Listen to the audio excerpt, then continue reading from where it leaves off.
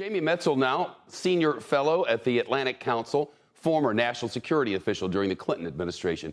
Jamie, thanks for coming. You organized a group of scientists and academics to call for a deeper investigation into COVID's origin.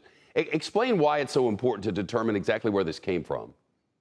It's critically important, Shep. There's a reason why when a plane crashes, we do everything possible to understand what happened. Until we know other planes are in the air, until we know how this pandemic started, we're all unnecessarily at risk. And that's why from day one, from the earliest days of the pandemic last year, I and a small number of others, and it's great that this number is growing, have been calling for a full investigation into all origin hypotheses, including what I see as a very likely possibility that this pandemic started from an accidental lab incident followed by a criminal cover-up. You said a likely possibility. Are you saying you think Yes. it's likely that that's the way it happened and that they've been covering it up?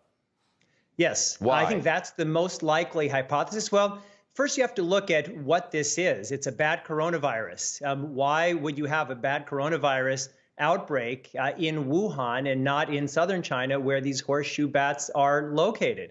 And what we know what they do have in Wuhan is China's only level 4 virology institute with the world's largest collection of bat coronaviruses that was doing aggressive research designed to make those pathogens more dangerous. They have a spotty safety record. And then we know that the virus, after the outbreak, was fully adapted for human-to-human transmission. That raises a lot of questions. And on the other side, there are a number of people who still believe, and it's a possibility, this comes from a natural jump in the wild, but there have been more than 80,000 animals sequenced in China, and there's not a trace of evidence supporting that hypothesis. Today, the White House Press Secretary Jen Psaki said that the U.S. can't go it alone, which is kind of stating the obvious, and needs to rely on the international effort led by the World Health Organization.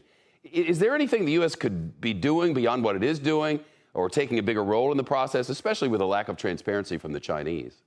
Yeah, absolutely. So certainly China has been engaged in a massive cover-up from day one. But there is something very important that the United States can and should be doing.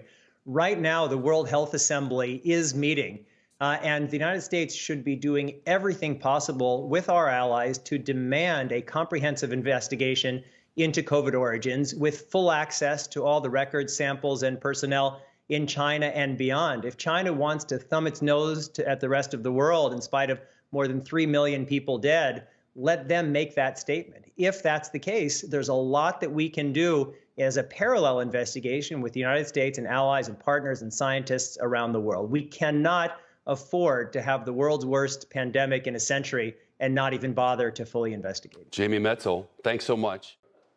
Shepard Smith here. Thanks for watching CNBC on YouTube.